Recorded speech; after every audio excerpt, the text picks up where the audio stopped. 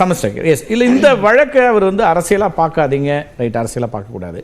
ஆனால் 2 வழக்குமே கட்சிகளை கடந்து பெண்களுக்கான வன்கொடுமை அப்படின்னு பார்க்க வேண்டிய ஒரு சிக்கலும் இருக்குதானே. அப்போ அதுக்கு ஒரு கவனக்குவிப்பும் அதை பற்றிய பேச்சும் அவசியமா இருக்குங்கிற ஒரு இடம் வருதா இல்லையா? இல்லை, அதை நம்ம தவிர்க்க முடியாது.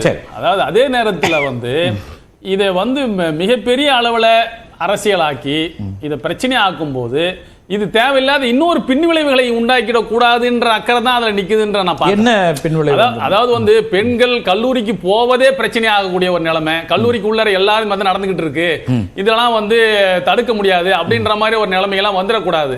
அப்ப அதையும் ஒரு அக்கறையோட ஒரு அரசு கவனிக்க வேண்டிய ஒரு நிலைமை இருக்கு.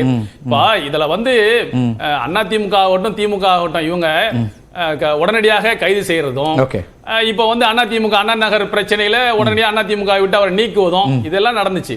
இப்ப நம்மளுடைய பிஜேபி சகோதரர் சொன்னாங்க, நம்முடைய முதலமைச்சர் பேசும்போது பிஜேபியினர் போராடிட்டு இருக்காங்க, அவங்களும் பேசிட்டு இருக்காங்க, அவங்கள பத்தி சபை நாகரிகம் கருதி நான் பேச விரும்பல, அவங்களுடைய பாலியல் பிரச்சனைகள்லாம் பத்தி சபை நாகரிகம் அந்த வார்த்தையும் சொன்னாரான்னு எனக்கு தெரியல, நீங்க அதுக்கு இன்டர்பிரேஷன் கொடுக்குறீங்க. இல்ல, அதாவது சபை நாகரிகம் கருதி அப்படின்ற அந்த வார்த்தையை சொன்னார்.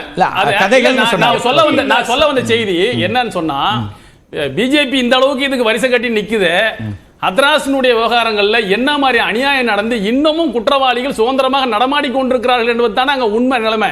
கூட்டு பாலியல் பலாத்காரம் செய்து அவரை எரித்து அவர் உறவினர்களுக்கு சொல்லாமலேயே அந்த உடலை எரித்து சாட்சிகளை கலைத்து அந்த குற்றவாளிகள் இன்னும் நடமாடிக்கிட்டு இருக்காங்க. அந்த வழக்கிலையும் எப்படி தீவிரமான நடவடிக்கை வேண்டுமோ அதே விதமாக இந்த வழக்கிலையும் வேண்டும். அதாவது உத்தரகாண்ட்ல பிஜேபியை சேர்ந்த நபர் அதே வழக்குல கைது செய்யப்பட்டிருக்கிறாரு. அதன் பிறகுதான் கட்சியை விட்டு நீக்கி இருக்கிறாங்க.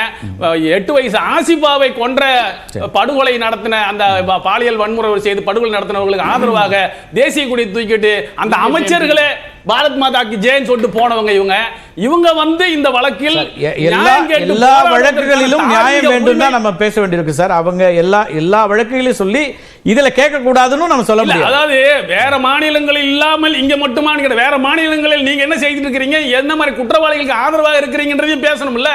அதாவது மத்திய அரசோடு இணக்கமாக இருந்தால், ஒன்றிய அரசோடு இணக்கமாக இருந்தான்னா அப்ப என்ன அர்த்தம்? இணக்கமா இல்லைன்னு சொன்னா இது மாதிரி விஷயங்கள்லாம் வெளிப்படுத்தி பெரிய லெவலில் பிரச்சனை உண்டாக்கி விடுவீங்களா? அப்ப உங்ககிட்ட இருக்கக்கூடிய அந்த தகவல் உரிமை சார்ந்த விவகாரத்தை வச்சு பேசுவோம்.